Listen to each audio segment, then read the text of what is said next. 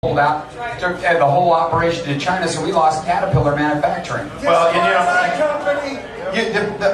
don't know, but if I was to tell you, it's hard to tell you what is the most important issue on the ballot. But I probably would say if one of the top issues on that ballot next week has got to be our ability to put a stop to AB 32. We have to vote yes on 23? Yes on 23. Yes on 23. All in favor say aye. Let me make it real clear. Just shows you how aggressive their agenda is. Again, I was in the legislature when it was passed. I voted no. But in order to get a few votes, because it barely got out, in order to get those votes, they put in this little line in that legislation that said, well, if the economy is bad, then we can go ahead and delay it. Well, I don't know about you, but I think the economy is pretty bad. And I don't see them delaying it. That's because they never had any intention of doing that. Their whole intention was to change this to a European model, away from the American model, put California out. It's outrageous, but it's huge. It's huge tax issues for us and employment issues. You've got some of your plants that are some of the most threatened. The cement companies over here, some of those are the most threatened. Mitsubishi, Specialty Minerals are all threatened by AB 32 because it's a particulate matter issue. It's not just cap and trade and we're going to tax a few coal-burning plants. Every truck, you guys heard Lana come up here and tell you her trucking business was going to bury their business if this thing didn't pass.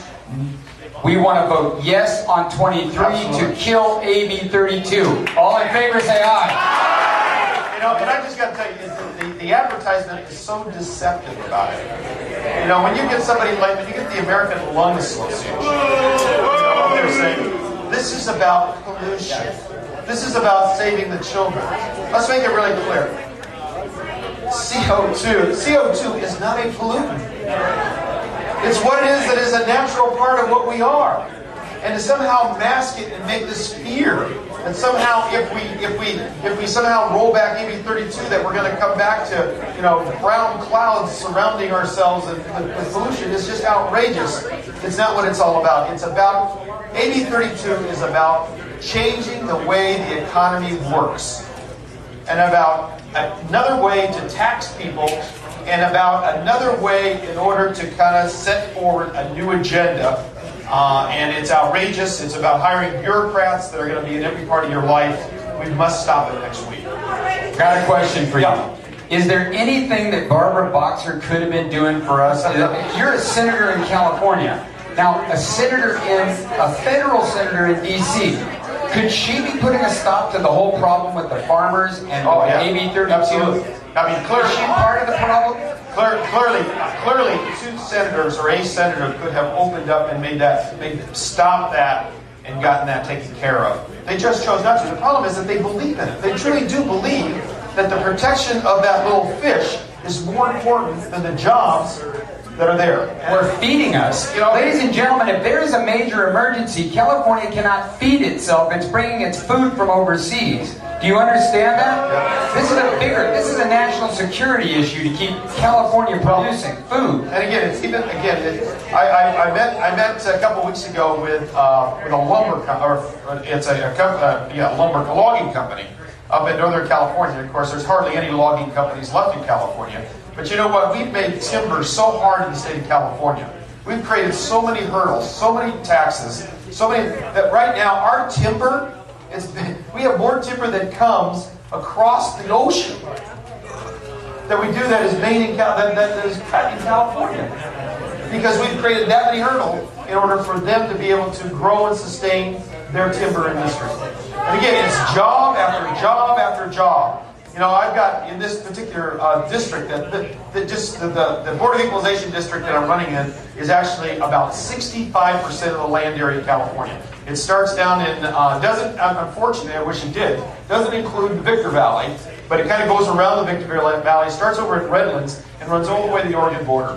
It's got every tree timber company in it, and every one of them are trying to figure out how it is that they're going to stay in business in the state of California. Every one of them. So, George, would you say that we ought to give this person here, Carly Fiorina, a shot at it? I think Carly is a great candidate. All in favor, say aye. I didn't hear you. All in favor, favor of Carly Fiorina, say aye. I'm going to tell you, I think Carly is the best candidate we've got on the list this week in a lot of ways. The thing I appreciated about Carly is she never ran away from I believe, fundamental conservative principles. You know, there's this idea sometimes in the state of California that in order to get elected in the state of California, you've got to kind of have to moderate yourself in the process. You know, I don't think it's by accident that Carly is out polling Meg Whitman right now. Because I believe that people are strongly committed to people who are committed to their convictions and stand for them. And I think she's got a great shot, and I think she should be at the top of everybody's ticket. Great. Any questions out there in the crowd? All right.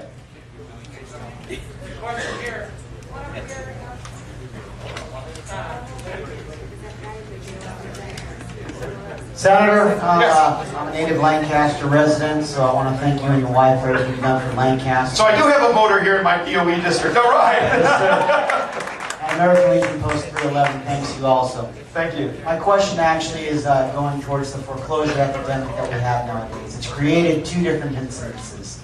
One is it's created investors who are mass buying houses, renting them out, sometimes renting them out room by room for cash. And of course, the whole renter population has risen dramatically because of all the foreclosures. Is there a reason why the government is not bringing back the renter's tax credit so that the people that are renting are able to have a break because they're spending their hard-earned tax money to rent individual rooms, and where these owners are buying multiple homes are collecting cash rents from their tenants and yet walking away scot-free and writing off their mortgage insurance?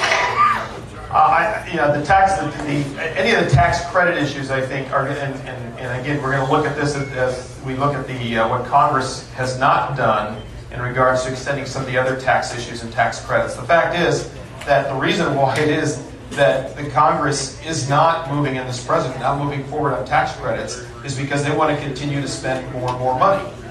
And they don't want to be able to let you have tax credits. Sometimes they're more interested in corporate tax credits than they are in individual tax credits, which is truly unfortunate. In fact, I think the greater issue we've got, the threat that we have before us in regards to the housing industry, is I think you're going to see more and more people look at the idea of taking away things like the deductibility of home mortgage. I think that, to me, is when you talk about those issues. I mean, remember, California is the place that actually raised your taxes on your children, right? In the dreadful tax increases of last year, one of the worst ones that California did is we took away the dependent tax credit. So that now we don't even credit you for the cost of having children. We devalued having children. All right. We have another question here in the back. Yes, Senator Arnold. As we have so many of the school board members here, maybe we could talk a little bit about the budget that has just been passed in relationship to the school boards. How the heck are we going to live through that? You mean in terms of the amount of money that goes to schools? The amount of money, as well as a lot of the restrictions that go on that money. Well, let me just say, first of all, I think that everybody's got to cut back. Everybody. Sometimes, I don't know, you're running here for school board, some of you, here's the question I always ask school board members, and that is, come to me and say we need more money. And again, I appreciate teachers, I appreciate what they do, but you know what? I think every employee in the state, whether you're a school teacher, whether you're a cop, whether you're a legislator, whatever, we need to roll back salary. All right. Let me just say real quick, in closing that, the problem is that many school districts continue to give teachers additional money even as they're laying off other teachers. And they don't do it through a cost of living, they do it through step and column increases. So even though they're laying teachers off, some of them are still getting raises. I think it's time we can't do that. I think we need to focus on the kids first. And everybody just got to suck it up for a little bit until we get things under control. All right, we got two more questions. Hold on a second. Senator Runner, we have a thing called user's tax here in California. We buy a big piece of equipment, pay $50,000 for it for our business, and instead of being able to write it off, they come in and tax us on everything in our business. with this user's tax, and I just think it's a ripoff and a crime, and I think it should be stopped. Yeah, I've written numerous pieces of legislation in order to see. One of the things we've got to do to get people working is to give manufacturers and small business people the incentive to buy equipment. Because see, when they decide to invest in equipment, then they need people to help work that equipment, and that brings people into jobs. We shouldn't be nickel and dining them to say, hey, look, we're really glad you bought, for instance, this $100,000 printing press. Oh, by the way, we'd like 8.75% on that now. We should give them that. We should give them a credit for that, just like I was talking about farmers. We do that for farmers. We need to do it for everybody. Here, here. As you're going to invest your capital, because that's your money going in to create jobs, we need to be able to then give you incentive to do that, so that then you can go ahead and employ people and work on that equipment. All right, thank you. Hold on. Hi, my name is John Sussman. I'm sitting boy back here. Oh, there you are. Okay. All right. Senator, I do have a question about politicians in general. And my question is, do politicians have a code of ethics, code of conduct that they follow in doing their work? And if you do, is there any way to enforce it? And who's in charge of enforcing it? Well, I mean, let me just say, I guess in one sense there are laws that apply to certain kinds of things that political officials do. But the fact is, what enforces political figures, politicians do their job, are the voters.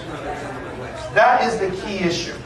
And that's why I think this is such an important race, to see some of these individuals who've been sitting in their seats in Congress for 20 years, who are chairmen of committees, all of a sudden are threatened.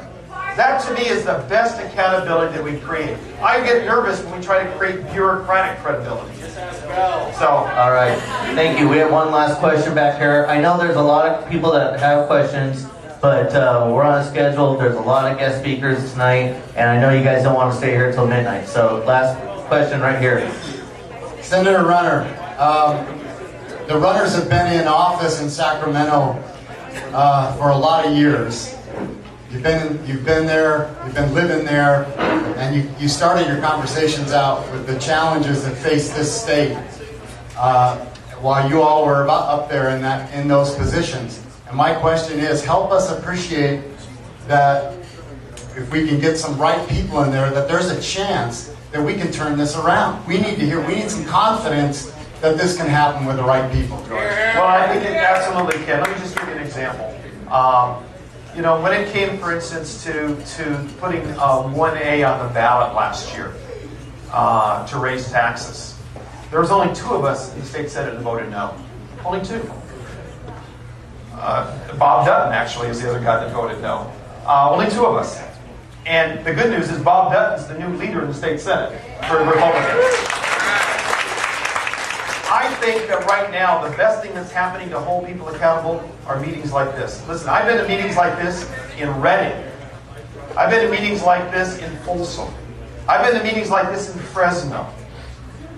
I was fortunate. I was the only elected official in the legislature who got to speak to our huge gathering we had out in front of Sacramento. I got to sponsor the Tea Party there at the Capitol. There is indeed hope. Now, I'm really nervous about California. I'm really nervous. I mean, when I say I hope this wave hits California, man, I do. But I get nervous when I see some of the polling right now that says the rest of the nation gets it, but Californians don't. It worries me. It worries me. So that's why I pray that you all continue to be energized, get those voters out there. See, the problem with polls is they do that based upon who they think is going to come out and vote. I think they're going to get a huge surprise. Because they don't, believe me, the elite mainstream media, they don't come to places like this. They don't understand what's happening, like I said, in all those cities that I've been to. That there are people that are angry and ready to take back America and this state. Thanks very much. All right, thank you very much. George, thank you very much.